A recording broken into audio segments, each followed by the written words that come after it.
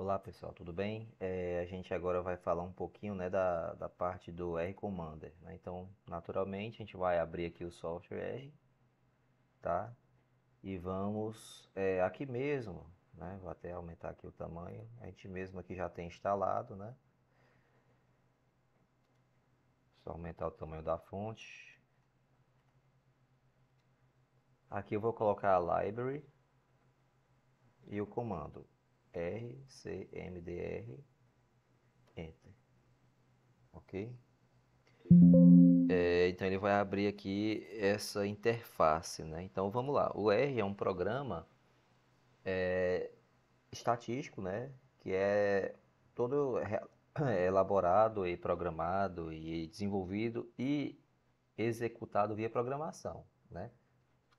Como nem todo mundo é obrigado a gostar de programação, então o próprio R, né? Ele permite que a gente use uma interface que a gente chama de mais amigável. Então, para isso a gente usa esse pacote library. Library é como chamar o pacote é rcmdr, rcmdr, tá? Se você for compilar lá esse comando library rcmdr, ele acusar um erro, então você vai instalar install.packages e entre aspas o nome rcmdr. Enter, ele vai instalar, aí ele pede o repositório, você usa o primeiro, que é o cloud, não tem problema, cloud de nuvem, né? Depois que instalar, você não precisa mais fazer nada, tá? Não precisa. Tipo, você não precisa instalar. Depois que ele estiver instalado, você só instala uma vez. Então você só usa o library cmdr, enter, que ele já abre essa interface aqui, né?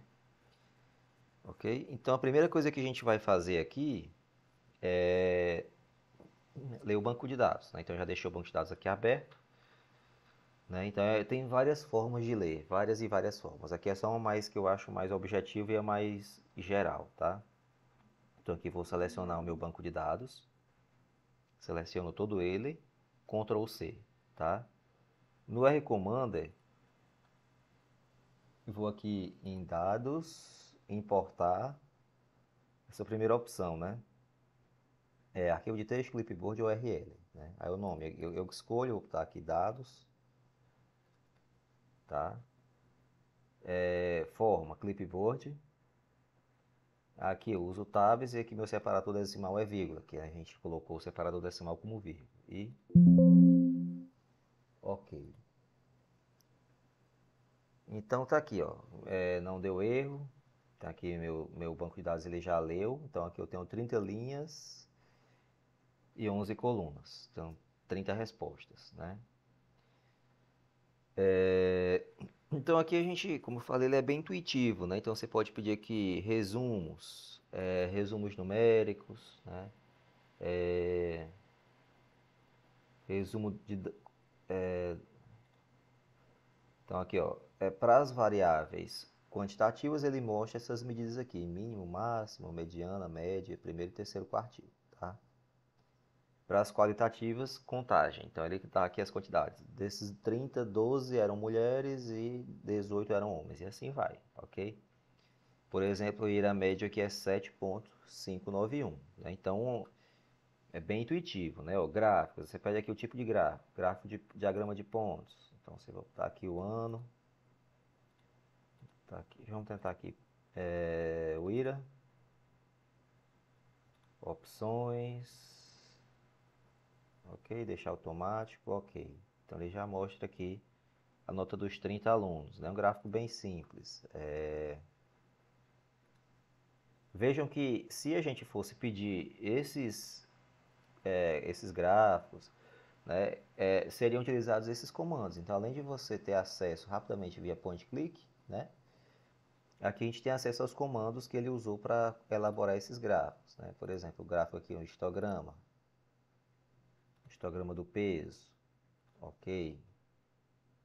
Ele já mostra aí o gráfico, dá para alterar os títulos como? Se eu quiser, eu venho aqui, ó, gráficos, histograma, vamos fazer agora para o IRA, opções.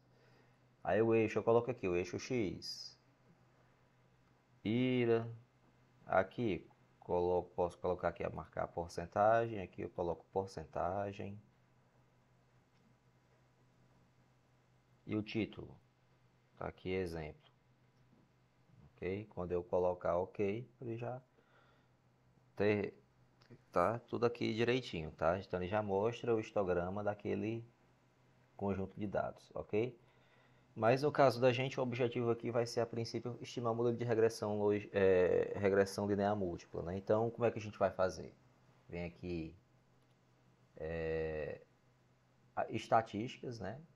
Ajuste de modelos, aí regressão linear, ok? Pode ser uma regressão linear generalizada, modelos mistos, ó, modelos mistos lineares generalizados, então existe uma série de modelos, então vocês vão ficar devido à ementa limitada à regressão linear, né?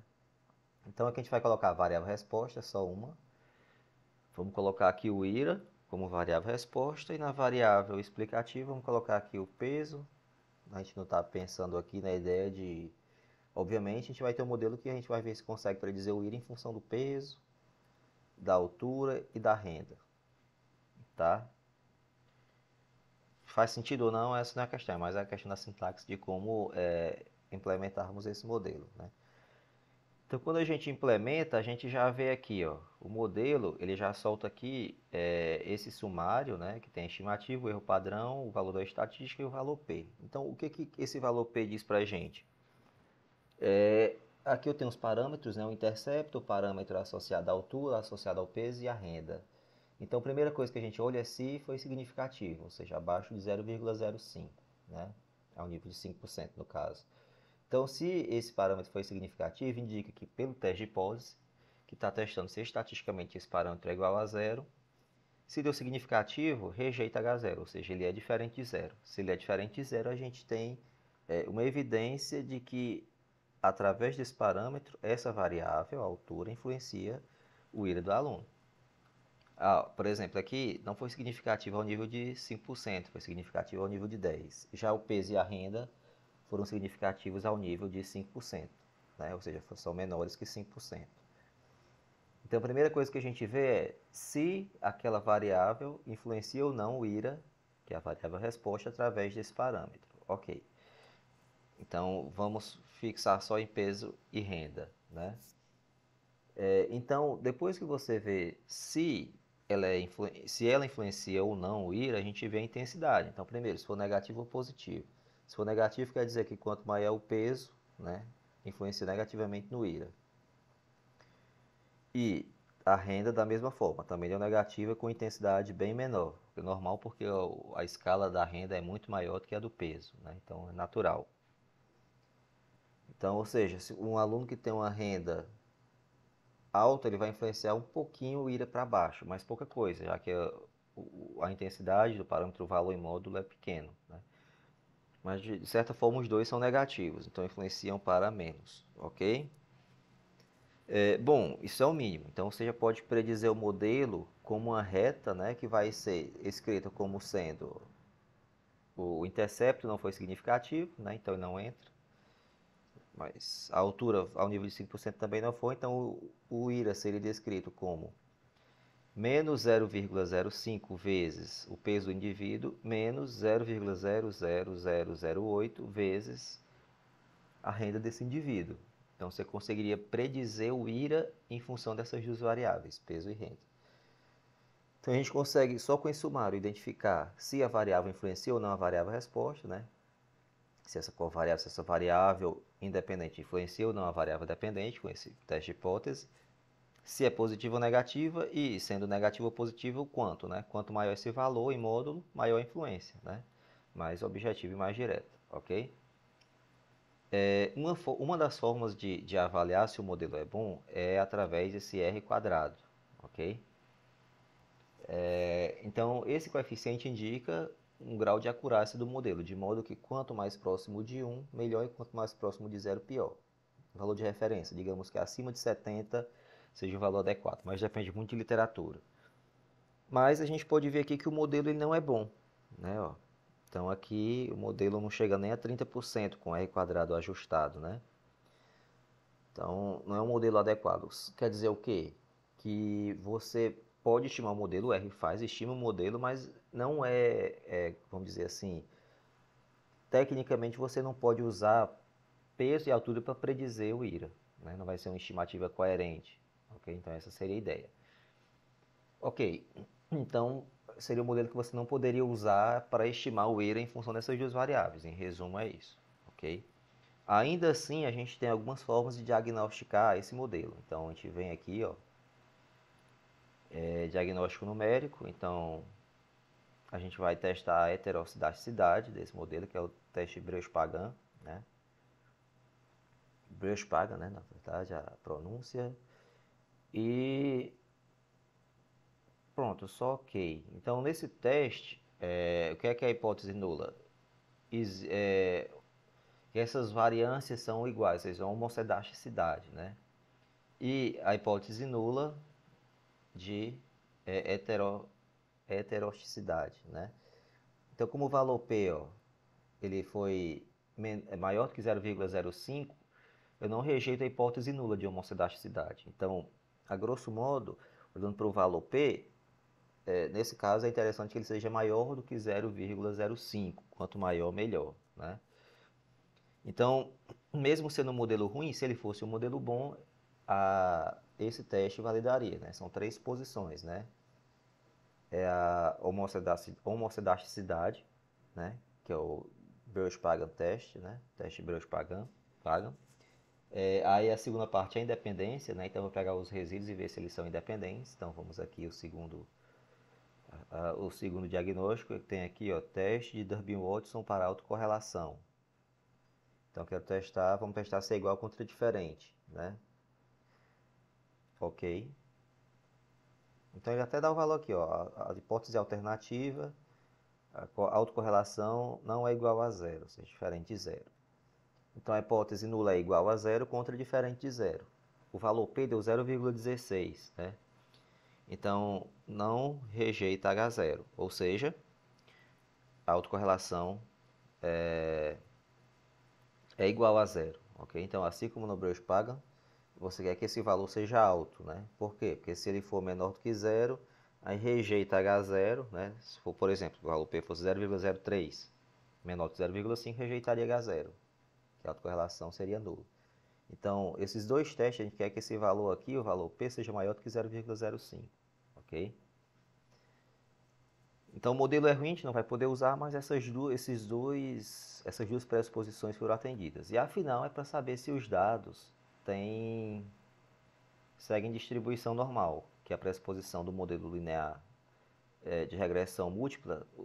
A ideia é que eles tenham os dados tenham uma distribuição normal, né? Então a gente vem aqui estatística, resumo, teste de normalidade, tem vários aqui, a gente pode usar aqui o Anderson-Darling, deixa o Shapiro, que é geralmente para pequenas amostras, e vamos usar aqui o IRA, né? Então vamos fazer o teste para saber se o IRA tem distribuição normal, ok? Então, ó, o que é que ele testa? H0 é normalidade, né? Então, ó, como o valor P deu aí 0,117, ou seja, não rejeita H0, ou seja, os dados têm distribuição normal pelo teste de Anderson-Darling ao nível de 5%. Ok? Então, as três pressuposições de normalidade, teste de Anderson-Darling, Durbin-Watson para autocorrelação igual a zero, ou seja, para a independência dos resíduos, e Breusch-Pagan para teste de homocedasticidade, e os três validaram o modelo. As três pressuposições foram atendidas. O modelo foi ruim, mas se o modelo tivesse sido bom, poderíamos utilizar o modelo para predizer o IRA, ok? Então, isso é uma boa sequência para a gente fazer uma análise de regressão múltipla, certo? Eu acho que é isso, tá? Para a parte de análise de regressão múltipla, eu acho que deu para ficar claro, né? E aí a próxima parte vai ser de análise de variância, ok? Que é parecido. Então depois eu coloco esse material para vocês.